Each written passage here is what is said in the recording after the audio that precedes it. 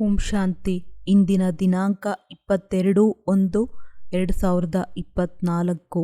ಮಧುರ ಮಕ್ಕಳೇ, ನೀವು ಸಂಪೂರ್ಣ ಪಾವನರಾಗಬೇಕಾಗಿದೆ. ಆದ್ದರಿಂದ ಎಂದೂ ಯಾರಿಗೂ ದುಃಖ ಕೊಡಬಾರದು. ಕರ್ಮೇಂದ್ರಿಯಗಳಿಂದ ಯಾವುದೇ ವಿಕರ್ಮವಾಗಬಾರದು. ಸದಾ ತಂದೆಯ ಆಜ್ಞೆಯಂತೆ ನಡೆಯುತ್ತೀರಿ.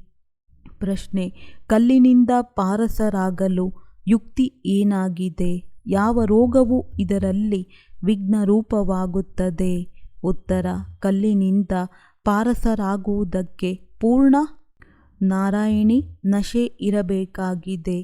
ದೇಹಾಭಿಮಾನವು ತುಂಡಾಗಿರಬೇಕು. ಈ ದೇಹಾಭಿಮಾನವೇ ಅತಿ ಕಠಿಣವಾಗಿರುವಂತಹ ರೋಗವಾಗಿದೆ. ಎಲ್ಲಿಯವರೆಗೆ ದೇಹಿ ಅಭಿಮಾನಿಯಾಗುವುದಿಲ್ಲವೋ ಅಲ್ಲಿಯವರೆಗೆ ಪಾರಸರಾಗುವುದಕ್ಕೆ ಸಾಧ್ಯವಿಲ್ಲ. ಪಾರಸರಾಗುವವರೇ ತಂದೆಗೆ ಸಹಯೋಗಿಗಳಾಗಲು ಸಾಧ್ಯ. ಸರ್ವೀಸ್ ಸಹ ನಿಮ್ಮ ಬುದ್ಧಿಯನ್ನು ಚಿನ್ನವನ್ನಾಗಿಸುತ್ತದೆ. ಇದಕ್ಕಾಗಿ ವಿದ್ಯೆಯ ಕಡೆ ಪೂರ್ಣ ಗಮನ ಕೊಡಬೇಕಾಗಿದೆ. ಓಂ ಶಾಂತಿ. ಆತ್ಮಿಕ ಮಕ್ಕಳ ಪ್ರತಿ ಆತ್ಮಿಕ ತಂದೆಯು ಎಚ್ಚರಿಕೆ ನೀಡುತ್ತಿದ್ದಾರೆ. ಮಕ್ಕಳೇ, ತಮ್ಮನ್ನು ಸಂಗಮ ಯುಗದವರೆಂದು ತಿಳಿಯಿರಿ. ಸತ್ಯಯುಗದವರೆಂದು ತಿಳಿಯುವುದಿಲ್ಲ. ನೀವು ಬ್ರಾಹ್ಮಣರೇ ತಮ್ಮನ್ನು ಸಂಗಮ ಯುಗಿಗಳೆಂದು ತಿಳಿಯುತ್ತೀರಿ. ಬೇರೆಯವರೆಲ್ಲರೂ ತಮ್ಮನ್ನು ಕಲಿಯುಗದವರೆಂದು ತಿಳಿಯುತ್ತಾರೆ. ಸತ್ಯಯುಗ ಮತ್ತು ಕಲಿಯುಗ, ಸ್ವರ್ಗವಾಸಿ ಮತ್ತು ನರಕವಾಸಿ ಎಂಬುದರಲ್ಲಿ ಬಹಳ ವ್ಯತ್ಯಾಸವಿದೆ. ನೀವಂತೂ ಸ್ವರ್ಗವಾಸಿಗಳೂ ಅಲ್ಲ, ನರಕವಾಸಿಗಳೂ ಅಲ್ಲ. ನೀವು ಪುರುಷೋತ್ತಮ ಸಂಗಮಯುಗ ವಾಸಿಗಳಾಗಿದ್ದೀರಿ. ಈ ಸಂಗಮಯುಗವನ್ನು ನೀವು ಬ್ರಾಹ್ಮಣರೇ ತಿಳಿದುಕೊಂಡಿದ್ದೀರಿ. ಮತ್ಯಾರಿಗೂ ತಿಳಿದುಕೊಂಡಿಲ್ಲ. ನೀವು ಬಲೆ ತಿಳಿದುಕೊಂಡಿದ್ದೀರಿ, ಆದರೆ ಮರೆತು ಬಿಡುತ್ತೀರಿ. ಈಗ ಮನುಷ್ಯರಿಗೆ ಹೇಗೆ ತಿಳಿಸುವುದು? ಅವರಂತೂ ರಾವಣನ ಜಂಜಾಟದಲ್ಲಿ ಸಿಕ್ಕಿಕೊಂಡಿದ್ದಾರೆ. ರಾಮರಾಜ್ಯವಂತೂ ಇಲ್ಲ. ರಾವಣನನ್ನು ಸುಡುತ್ತಿರುತ್ತಾರೆ. ಇದರಿಂದ ಇದು ರಾವಣ ರಾಜ್ಯವಾಗಿದೆ ಎಂದು ಸಿದ್ಧವಾಗುತ್ತದೆ. ರಾಮರಾಜ್ಯವೆಂದರೆ ಏನು, ರಾವಣ ರಾಜ್ಯವೆಂದರೇನು ಎಂದು ನೀವು ಮಕ್ಕಳಲ್ಲಿಯೂ ನಂಬರ್ವಾರಾಗಿ ತಿಳಿದುಕೊಂಡಿದ್ದೀರಿ. ತಂದೆಯು ಸಂಗಮಯುಗದಲ್ಲಿ ಬರುತ್ತಾರೆಂದಾಗ ಸತ್ಯಯುಗ ಮತ್ತು ಕಲಿಯುಗದ ಹೋಲಿಕೆಯೂ ಸಹ ಈಗ ಮಾಡಲಾಗುತ್ತದೆ. ಕಲಿಯುಗದಲ್ಲಿರುವವರಿಗೆ ನರಕವಾಸಿಗಳೆಂದು, ಸತ್ಯಯುಗದಲ್ಲಿರುವವರಿಗೆ ಸ್ವರ್ಗವಾಸಿಗಳೆಂದು ಹೇಳಲಾಗುತ್ತದೆ. ಸ್ವರ್ಗವಾಸಿಗಳಿಗೆ ಪಾವನರು, ನರಕವಾಸಿಗಳಿಗೆ ಪತಿತರೆಂದು ಹೇಳಲಾಗುತ್ತದೆ. ನಿಮ್ಮ ಮಾತುಗಳಂತೂ ಭಿನ್ನವಾಗಿದೆ. ಆದರೆ ನೀವು ಈ ಪುರುಷೋತ್ತಮ ಸಂಗಮಯುಗವನ್ನು ತಿಳಿದುಕೊಂಡಿದ್ದೀರಿ. ನಾವು ಬ್ರಾಹ್ಮಣರೆಂದು ನಿಮಗೆ ಗೊತ್ತಿದೆ. ವರ್ಣದ ಚಿತ್ರಗಳೂ ಸಹ ತುಂಬ ಚೆನ್ನಾಗಿದೆ. ಅಂದಾಗ ಅದರ ಬಗ್ಗೆ ನೀವು ತಿಳಿಸಬಹುದು. ಯಾವ ಮನುಷ್ಯರು ತಮ್ಮನ್ನು ನರಕವಾಸಿಗಳು, ಪತಿತರು, ಕಂಗಾಲರೆಂದು ತಿಳಿದುಕೊಳ್ಳುತ್ತಾರೆಯೋ ಅವರಿಗೆ ಹೋಲಿಕೆಯನ್ನು ತಿಳಿಸಬೇಕಾಗಿದೆ, ಬರೆಯಬೇಕಾಗಿದೆ. ಇದು ಹಳೆಯ ಕಲಿಯುಗಿ ಪ್ರಪಂಚ. ಸತ್ಯಯುಗ ಸ್ವರ್ಗ ಹೊಸ ಪ್ರಪಂಚವಾಗಿದೆ. ನೀವು ನರಕವಾಸಿಯಾಗಿದ್ದೀರಾ ಅಥವಾ ಸ್ವರ್ಗವಾಸಿಯಾಗಿದ್ದೀರಾ? ನೀವು ದೇವತೆಗಳಾಗಿದ್ದೀರಾ ಅಥವಾ ಅಸುರರಾಗಿದ್ದೀರಾ? ಆದರೆ ನಾವು ಸ್ವರ್ಗವಾಸಿಗಳೆಂದು ಯಾರೂ ಹೇಳುವುದಿಲ್ಲ. ನಾವಂತೂ ಸ್ವರ್ಗದಲ್ಲಿ ಕುಳಿತಿದ್ದೇವೆಂದು ಕೆಲವರು ತಿಳಿದುಕೊಳ್ಳುತ್ತಾರೆ. ಅರೆ, ಇದಂತೂ ನರಕವಾಗಿದೆಯಲ್ಲವೇ? ಸತ್ಯಯುಗವೆಲ್ಲಿದೆ? ಇದು ರಾವಣ ರಾಜ್ಯವಾಗಿದೆ. ಆದ್ದರಿಂದ ರಾವಣನನ್ನು ಸುಡುತ್ತಾರೆ. ಅವರ ಬಳಿಯೂ ಸಹ ಎಷ್ಟು ಉತ್ತರಗಳಿರುತ್ತವೆ. ಸರ್ವವ್ಯಾಪಿ ಎಂಬುದರ ಮೇಲೆ ಎಷ್ಟೊಂದು ವಾಗ್ವಾದ ಮಾಡುತ್ತಾರೆ. ತಾವು ಮಕ್ಕಳು ಸ್ಪಷ್ಟವಾಗಿ ಕೇಳುತ್ತೀರಿ. ಈಗ ಹೊಸ ಜಗತ್ತಾಗಿದೆಯೋ ಅಥವಾ ಹಳೆಯ ಜಗತ್ತಾಗಿದೆಯೇ? ಈ ರೀತಿ ಸ್ಪಷ್ಟವಾಗಿ ವ್ಯತ್ಯಾಸವನ್ನು ತಿಳಿಸಬೇಕು. ಇದರಲ್ಲಿ ಬಹಳ ಬುದ್ಧಿ ಬೇಕು. ಈ ರೀತಿ ಯುಕ್ತಿಯಿಂದ ಬರೆಯಬೇಕು. ಅದರಿಂದ ಮನುಷ್ಯರು ತಮ್ಮನ್ನು ತಾವೇ ಕೇಳಿಕೊಳ್ಳಬೇಕು, ನಾನು ಸ್ವರ್ಗವಾಸಿಯೇ ಅಥವಾ ನರಕವಾಸಿಯೇ? ಇದು ಹಳೆಯ ಪ್ರಪಂಚವೋ ಅಥವಾ ಹೊಸ ಪ್ರಪಂಚವೋ? ಇದು ರಾವಣ ರಾಜ್ಯವೇ ಅಥವಾ ರಾವಣ ರಾಜ್ಯವೇ? ನಾವು ಹಳೆಯ ಕಲಿಯುಗಿ ಪ್ರಪಂಚದ ನಿವಾಸಿಗಳೋ ಅಥವಾ ಹೊಸ ಪ್ರಪಂಚದ ನಿವಾಸಿಗಳೋ? ಹಿಂದಿಯಲ್ಲಿ ಬರೆದ ನಂತರ ಆಂಗ್ಲ ಭಾಷೆಯಲ್ಲಿ ಹಾಗೂ ಗುಜರಾತಿಯಲ್ಲಿ ತರ್ಜುಮೆ ಮಾಡಬೇಕು. ಮನುಷ್ಯರು ತಮ್ಮನ್ನು ತಾವು ಎಲ್ಲಿಯ ನಿವಾಸಿಗಳಾಗಿದ್ದೇವೆ ಕೇಳಿಕೊಳ್ಳಬೇಕು. ಯಾರಾದರೂ ಶರೀರ ಬಿಟ್ಟರೆ ಸ್ವರ್ಗವಾಸಿಗಳಾದರು ಎಂದು ಹೇಳುತ್ತಾರೆ. ಆದರೆ ಈಗ ಸ್ವರ್ಗವೆಲ್ಲಿದೆ? ಈಗಂತೂ ಕಲಿಯುಗವಾಗಿದೆ. ಅವಶ್ಯವಾಗಿ ಪುನರ್ಜನ್ಮವನ್ನು ಸಹ ಇಲ್ಲಿಯೇ ಪಡೆಯಬೇಕಾಗುತ್ತದೆ. ಸ್ವರ್ಗವೆಂದು ಸತ್ಯಯುಗಕ್ಕೆ ಹೇಳಲಾಗುತ್ತದೆ ಅಂದಾಗ ಅಲ್ಲಿಗೆ ಹೇಗೆ ಹೋಗುತ್ತಾರೆ? ಇವೆಲ್ಲವೂ ವಿಚಾರ ಸಾಗರ ಮಂಥನ ಮಾಡುವ ವಿಚಾರಗಳಾಗಿವೆ. ಈ ರೀತಿ ಸ್ಪಷ್ಟವಾಗಿ ವ್ಯತ್ಯಾಸವಿರಲಿ ಅದರಲ್ಲಿ ಬರೆಯಬೇಕು. ಇದು ಭಗವಾನುವಾಚ. ಪ್ರತಿಯೊಬ್ಬರೂ ತಮ್ಮನ್ನು ಕೇಳಿಕೊಳ್ಳಲಿ, ನಾನು ಸತ್ಯಯುಗಿ ರಾಮರಾಜ್ಯದ ನಿವಾಸಿಯೋ ಅಥವಾ ಕಲಿಯುಗಿ ರಾವಣ ರಾಜ್ಯದ ನಿವಾಸಿಯೋ? ತಾವು ಬ್ರಾಹ್ಮಣರು ಸಂಗಮ ಯುಗದ ನಿವಾಸಿಗಳಾಗಿದ್ದೀರಿ. ನಿಮ್ಮನ್ನು ಯಾರೂ ತಿಳಿದುಕೊಂಡಿಲ್ಲ. ತಾವು ಎಲ್ಲರಿಗಿಂತ ಭಿನ್ನರಾಗಿದ್ದೀರಿ. ತಾವು ಸತ್ಯಯುಗ ಮತ್ತು ಕಲಿಯುಗವನ್ನು ಯಥಾರ್ಥವಾಗಿ ತಿಳಿದುಕೊಂಡಿದ್ದೀರಿ. ತಾವು ಮಾತ್ರವೇ ಕೇಳಬಹುದು, ತಾವು ವಿಕಾರಿ ಭ್ರಷ್ಟಾಚಾರಿಗಳೋ ಅಥವಾ ನಿರ್ವಿಕಾರಿ ಶ್ರೇಷ್ಠಚಾರಿಗಳೋ? ಇದು ನಿಮ್ಮ ಪುಸ್ತಕವೇ ಆಗಬಹುದು. ಹೊಸ ಹೊಸ ಮಾತುಗಳನ್ನು ರಚಿಸಬೇಕಾಗುತ್ತದೆ. ಅದರಿಂದ ಈಶ್ವರನು ಸರ್ವವ್ಯಾಪಿ ಅಲ್ಲವೆಂದು ಮನುಷ್ಯರಿಗೆ ಅರ್ಥವಾಗಬೇಕು. ನಿಮ್ಮ ಈ ಬರಹವನ್ನು ನೋಡಿ ತಮಗೆ ತಾವೇ ಪ್ರಶ್ನೆಯನ್ನು ಕೇಳಿಕೊಳ್ಳುತ್ತಾರೆ. ಇದನ್ನು ಕಬ್ಬಿಣದ ಯುಗವೆಂದು ಎಲ್ಲರೂ ಹೇಳುತ್ತಾರೆ. ಈಗಂತೂ ಸತ್ಯುಗಿ ದೈವಿ ರಾಜ್ಯವೆಂದು ಯಾರೂ ಹೇಳುವುದಿಲ್ಲ. ಇದು ನರಕವೇ ಅಥವಾ ಸ್ವರ್ಗವೇ? ಈ ರೀತಿ ಬಹಳ ಒಳ್ಳೆಯ ಹೇಳಿಕೆಯನ್ನು ಬರೆಯಿರಿ. ಇದರಿಂದ ಮನುಷ್ಯರು ತಮ್ಮನ್ನು ನರಕವಾಸಿ ಪತಿತರೆಂದು ಅರ್ಥ ಮಾಡಿಕೊಳ್ಳಲಿ. ನಮ್ಮಲ್ಲಿ ದೈವಿ ಗುಣವಂತೂ ಇಲ್ಲ. ಕಲಿಯುಗದಲ್ಲಿ ಸತ್ಯಯುಗದವರು ಯಾರೂ ಇರಲು ಸಾಧ್ಯವಿಲ್ಲ. ಈ ರೀತಿ ವಿಚಾರ ಸಾಗರ ಮಂಥನ ಮಾಡಿ ಬರೆಯಬೇಕಾಗಿದೆ. ಯಾರು ಈ ರೀತಿ ವಿಚಾರ ಸಾಗರ ಮಂಥನ ಮಾಡುತ್ತಾರೆಯೋ ಅವರು ಅರ್ಜುನರು. ಗೀತೆಯಲ್ಲಿ ಅರ್ಜುನನ ಹೆಸರನ್ನು ಹಾಕಿದ್ದಾರೆ. ತಂದೆಯು ತಿಳಿಸುತ್ತಾರೆ, ಯಾವ ಗೀತೆ ಇದೆ ಅದರಲ್ಲಿ ಹಿಟ್ಟಿನಲ್ಲಿ ಉಪ್ಪಿನಷ್ಟಿದೆ. ಉಪ್ಪು ಹಾಗೂ ಸಕ್ಕರೆಯಲ್ಲಿ ಎಷ್ಟು ವ್ಯತ್ಯಾಸವಿದೆ? ಅದು ಸಿಹಿ ಹಾಗೂ ಇದು ಉಪ್ಪು. ಕೃಷ್ಣ ಭಗವಾನು ವಾಚ ಎಂದು ಬರೆದು ಗೀತೆಯನ್ನು ಮಾಡಿಬಿಟ್ಟಿದ್ದಾರೆ. ಮನುಷ್ಯರು ಹೇಗೆ ಕೆಸರಿನಲ್ಲಿ ಸಿಕ್ಕಿಕೊಳ್ಳುತ್ತಾರೆ? ಪಾಪ ಜ್ಞಾನದ ರಹಸ್ಯವೂ ಸಹ ಗೊತ್ತಿಲ್ಲ. ಜ್ಞಾನವನ್ನು ಭಗವಂತ ತಮಗೆ ಮಾತ್ರ ಹೇಳುತ್ತಾರೆ, ಬೇರೆ ಯಾರಿಗೂ ಗೊತ್ತಿಲ್ಲ. ಜ್ಞಾನವಂತೂ ಬಹಳ ಸಹಜವಾಗಿದೆ. ಆದರೆ ಭಗವಂತ ಓದಿಸುತ್ತಾರೆ ಎಂದು ಮರೆತು ಹೋಗುತ್ತಾರೆ. ಶಿಕ್ಷಕನನ್ನೇ ಮರೆತು ಬಿಡುತ್ತಾರೆ. ಇಲ್ಲವೆಂದರೆ ವಿದ್ಯಾರ್ಥಿಗಳು ಶಿಕ್ಷಕನನ್ನು ಎಂದೂ ಮರೆಯುವುದಿಲ್ಲ.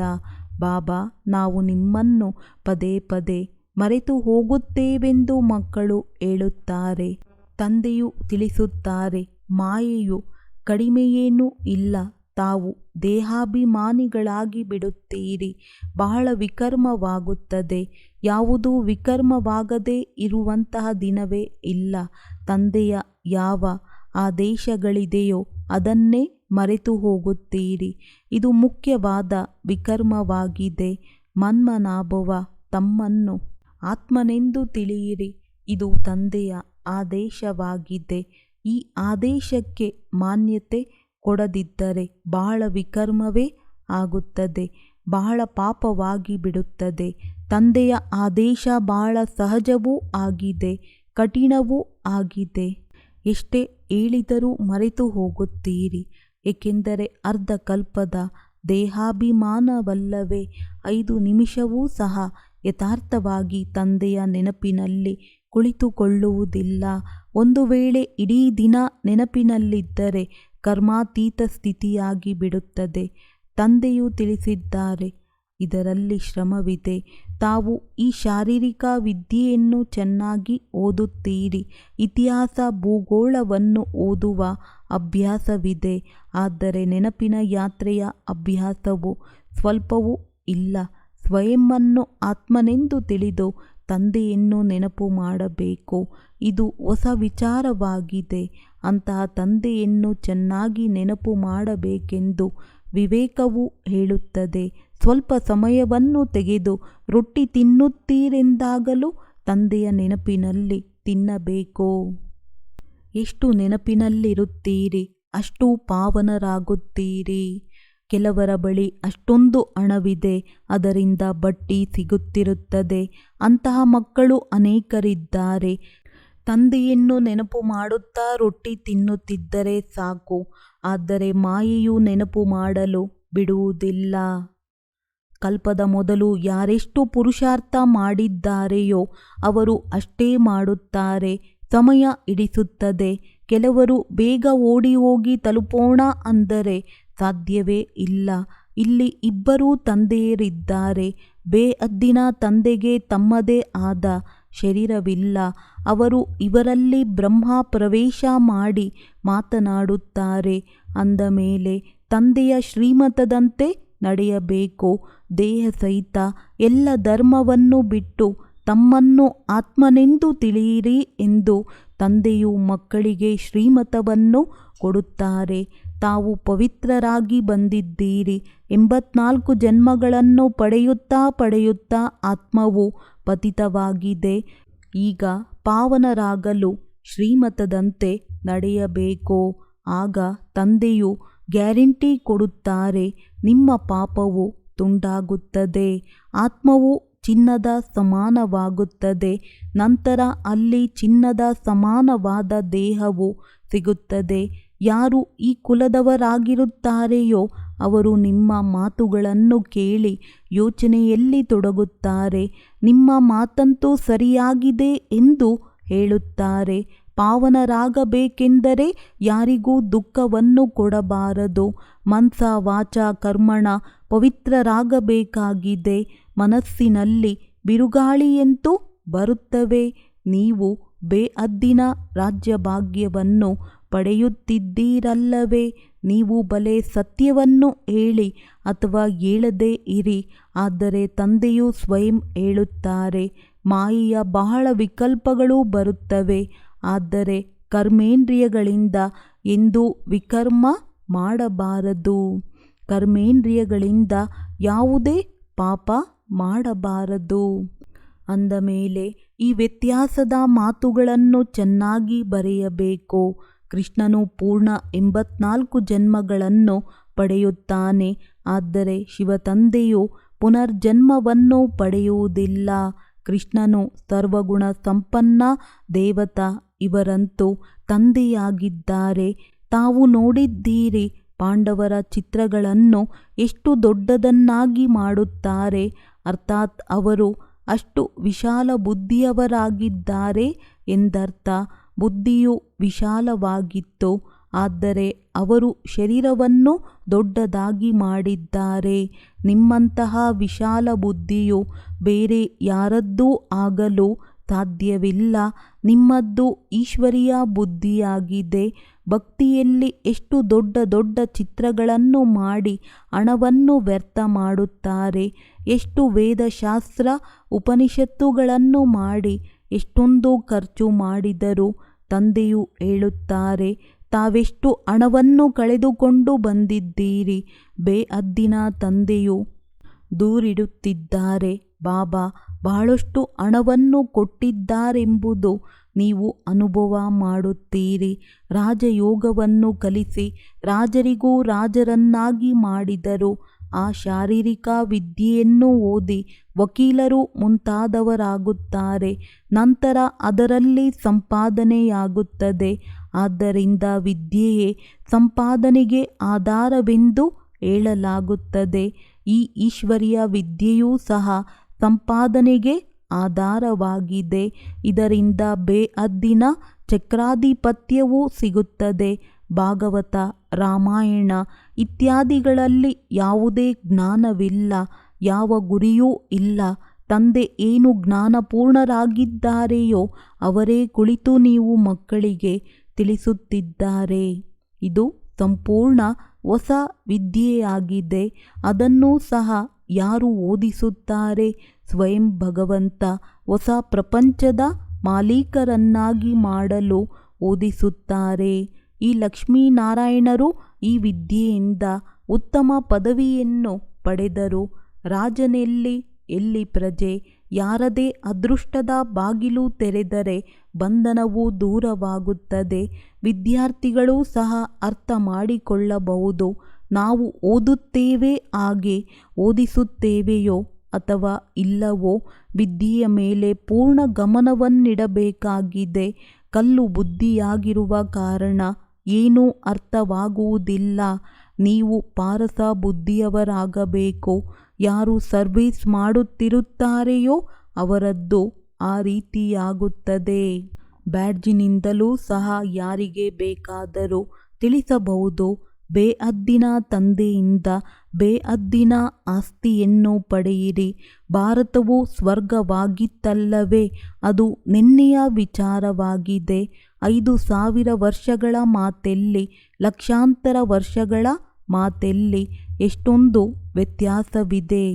ನೀವು ತಿಳಿಸಿದರೂ ಸಹ ಅವರಿಗೆ ಅರ್ಥವಾಗುವುದಿಲ್ಲ. ಸಂಪೂರ್ಣ ಕಲ್ಲು ಬುದ್ಧಿಯವರಾಗಿದ್ದಾರೆ. ಈ ಬ್ಯಾಡ್ಜ್ ಸಹ ನಿಮಗೆ ಒಂದು ಗೀತೆಯಾಗಿದೆ.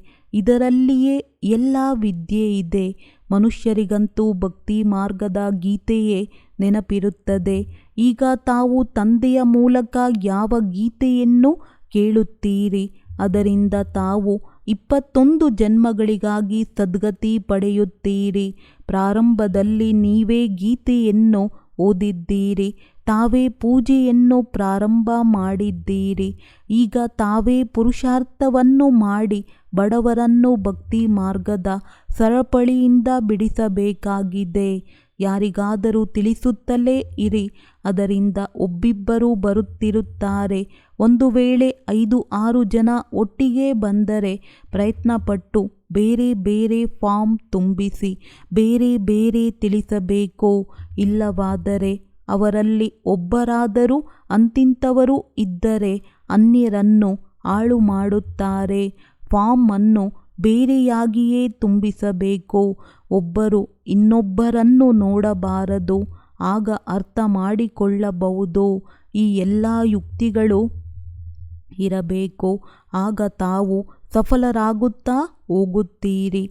ತಂದೆಯೂ ಸಹ ವ್ಯಾಪಾರಿಯಾಗಿದ್ದಾರೆ.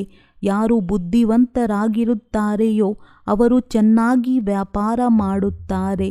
ತಂದೆಯು ಎಷ್ಟು ಲಾಭದಲ್ಲಿ ಕರೆದೊಯ್ಯುತ್ತಾರೆ. ಗುಂಪಾಗಿ ಬಂದರೆ ಫಾರ್ಮ್ ಬೇರೆ ಬೇರೆ ತುಂಬಿಸಿ ಎಂದು ಹೇಳಬೇಕು. ಒಂದು ವೇಳೆ ಎಲ್ಲರೂ ಧಾರ್ಮಿಕ ಮನೋಭಾವ ಉಳ್ಳವರಾದರೆ ಒಟ್ಟಾಗಿ ಕೂರಿಸಿ ಕೇಳಬೇಕು. ಗೀತೆಯನ್ನು ಓದಿದ್ದೀರಾ? ದೇವತೆಗಳನ್ನು ಒಪ್ಪುತ್ತೀರಾ? ಭಕ್ತರಿಗೆ ಹೇಳಬೇಕೆಂದು ತಂದೆಯು ಹೇಳಿದ್ದಾರೆ. ನನ್ನ ಭಕ್ತರು ಹಾಗೂ ದೇವತೆಗಳ ಭಕ್ತರು ಬೇಗ ತಿಳಿದುಕೊಳ್ಳುತ್ತಾರೆ.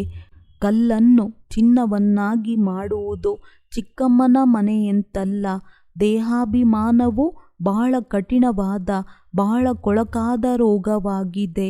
ಎಲ್ಲಿಯ ತನಕ ದೇಹಾಭಿಮಾನವು ಹೋಗುವುದಿಲ್ಲವೋ ಅಲ್ಲಿಯ ತನಕ ಸುಧಾರಣೆಯಾಗುವುದು ಬಹಳ ಕಷ್ಟವಾಗಿದೆ. ಇದರಲ್ಲಿ ಪೂರ್ಣ ನಾರಾಯಣಿ ನಶೆ ಇರಬೇಕು. ನಾವು ಅಶರೀರಿಗಳಾಗಿ ಬಂದೆವು, ಅಶರೀರಿಯಾಗಿ ಹೋಗಬೇಕು. ಇಲ್ಲಿ ಏನನ್ನು ಇಟ್ಟಿದ್ದೀರಿ? ನನ್ನನ್ನೇ ನೆನಪು ಮಾಡಿ ಎಂದು ತಂದೆಯು ತಿಳಿಸುತ್ತಾರೆ. ಇದರಲ್ಲಿಯೇ ಪರಿಶ್ರಮವಿದೆ. ಗುರಿಯು ಬಹಳ ದೊಡ್ಡದಾಗಿದೆ. ಇವರು ಕಲ್ಪದ ಮೊದಲಿನಂತೆ ಒಳ್ಳೆಯ ಸಹಯೋಗಿಗಳಾಗುತ್ತಾರೆಂದು ನಡವಳಿಕೆಯಿಂದಲೇ ತಿಳಿಯುತ್ತದೆ. ಒಳ್ಳೆಯದು. ಮಧುರಾತಿ ಮಧುರ ಅಗಲಿ ಹೋಗಿ ಮರಳಿ ಸಿಕ್ಕಿದ ಮಕ್ಕಳ ಪ್ರತಿ ಮಾತ್ ಪಿತಾ ಬಾಪ್ ತಾದಾರವರ ನೆನಪು, ಪ್ರೀತಿ ಹಾಗೂ ಗುಡ್ ಮಾರ್ನಿಂಗ್. ಆತ್ಮಿಕ ಮಕ್ಕಳಿಗೆ ಆತ್ಮಿಕ ತಂದೆಯ ನಮಸ್ತೆ. ಧಾರಣೆಗಾಗಿ ಮುಖ್ಯ ಸಾರ: ಮನಸ ವಾಚ ಕರ್ಮಣ ಪವಿತ್ರರಾಗಿರಬೇಕಾಗಿದೆ. ಕರ್ಮೇಂದ್ರಿಯಗಳಿಂದ ಯಾವುದೇ ವಿಕರ್ಮವಾಗಬಾರದು. ಇದರ ಸಂಭಾಲನೆ ಮಾಡಬೇಕು. ಆತ್ಮವನ್ನು ಕಂಚನವನ್ನಾಗಿ ಮಾಡಲು ಅವಶ್ಯವಾಗಿ ನೆನಪಿನಲ್ಲಿರಬೇಕಾಗಿದೆ. ದೇಹಾಭಿಮಾನದ ಕಠಿಣ ರೋಗದಿಂದ ಮುಕ್ತರಾಗಲು ನಾರಾಯಣಿ ನಶೆಯಲ್ಲಿರಬೇಕಾಗಿದೆ. ನಾವು ಅಶರೀರಿಗಳಾಗಿ ಬಂದೆವು, ಈಗ ಅಶರೀರಿಗಳಾಗಿ ಹಿಂತಿರುಗಿ ಹೋಗಬೇಕಾಗಿದೆ ಎಂಬ ಅಭ್ಯಾಸವನ್ನು ಮಾಡಬೇಕಾಗಿದೆ. ವರದಾನ: ಯೋಗ ಮಾಡುವ ಮತ್ತು ಮಾಡಿಸುವ ಯೋಗ್ಯತೆಯ ಜೊತೆಗೆ ಪ್ರಯೋಗಿ ಆತ್ಮಭವ. ಬಾಪ್ದಾದಾರವರು ನೋಡಿದರು, ಮಕ್ಕಳು ಯೋಗ ಮಾಡುವ ಮತ್ತು ಮಾಡಿಸುವ ಎರಡರಲ್ಲಿಯೂ ಬುದ್ಧಿವಂತರಿದ್ದಾರೆ. ಅಂದ ಮೇಲೆ ಹೇಗೆ ಯೋಗ ಮಾಡುವ ಮಾಡಿಸುವುದರಲ್ಲಿ ಯೋಗ್ಯವಿದ್ದೀರಿ, ಹಾಗೆಯೇ ಪ್ರಯೋಗ ಮಾಡುವುದರಲ್ಲಿ ಯೋಗ್ಯರಾಗಿರಿ ಮತ್ತು ಅನ್ಯರನ್ನು ಮಾಡಿರಿ. ಈಗ ಪ್ರಯೋಗಿ ಜೀವನದ ಅವಶ್ಯಕತೆ ಇದೆ. ಮೊಟ್ಟಮೊದಲು ಪರಿಶೀಲನೆ ಮಾಡಿಕೊಳ್ಳಿರಿ, ನನ್ನ ಸಂಸ್ಕಾರದ ಪರಿವರ್ತನೆಯಲ್ಲಿ ಎಲ್ಲಿಯವರೆಗೆ ಪ್ರಯೋಗಿಯಾಗಿರುವೆನು. ಏಕೆಂದರೆ ಶ್ರೇಷ್ಠ ಸಂಸ್ಕಾರವೇ ಶ್ರೇಷ್ಠ ಸಂಸಾರದ ರಚನೆಯ ಆಧಾರವಾಗಿದೆ. ಒಂದು ವೇಳೆ ಆಧಾರವು ಶಕ್ತಿಶಾಲಿಯಾಗಿದೆ ಎಂದರೆ ಅನ್ಯ ಎಲ್ಲ ಮಾತುಗಳು ಸ್ವತಃವಾಗಿ ಶಕ್ತಿಶಾಲಿಯಾಗಿರುತ್ತದೆ. ಸ್ಲೋಗನ್: ಅನುಭವಿ ಆತ್ಮರೆಂದಿಗೂ ವಾಯುಮಂಡಲ ಅಥವಾ ಸಂಘದ ರಂಗಿನಲ್ಲಿ ಬರಲು ಸಾಧ್ಯವಿಲ್ಲ. ಅವ್ಯಕ್ತ ಸೈಲೆನ್ಸ್ನ ಮೂಲಕ ಡಬಲ್ ಲೈಟ್ ಫರಿಸ್ತಾ ಸ್ಥಿತಿಯ ಅನುಭವ ಮಾಡಿ. ಸದಾ ಖುಷಿಯಲ್ಲಿ ತೂಗುವಂತಹ ಸರ್ವರ ವಿಘ್ನ ಅರ್ಥ ಅಥವಾ ಸರ್ವರ ಕಷ್ಟವನ್ನು ಸಹಜ ಮಾಡುವವರು ಯಾವಾಗ ಆಗುವಿರೆಂದರೆ ಯಾವಾಗ ಸಂಕಲ್ಪಗಳಲ್ಲಿ ದೃಢತೆ ಇರುವುದು ಮತ್ತು ಸ್ಥಿತಿಯಲ್ಲಿ ಡಬಲ್ ಲೈಟ್ ಆಗುವಿರಿ. ನನ್ನದು ಏನೂ ಇಲ್ಲ, ಎಲ್ಲವೂ ತಂದೆಯದಾಗಿದೆ. ಯಾವಾಗ ಹೊರೆ ತಮ್ಮ ಮೇಲೆ ಇಟ್ಟುಕೊಳ್ಳುತ್ತೀರೆಂದಾಗ ಎಲ್ಲ ಪ್ರಕಾರದ ವಿಘ್ನಗಳು ಬರುತ್ತವೆ. ನನ್ನದಲ್ಲವೆಂದರೆ ನಿರ್ವಿಘ್ನ. ಒಳ್ಳೆಯದು. ಓಂ ಶಾಂತಿ.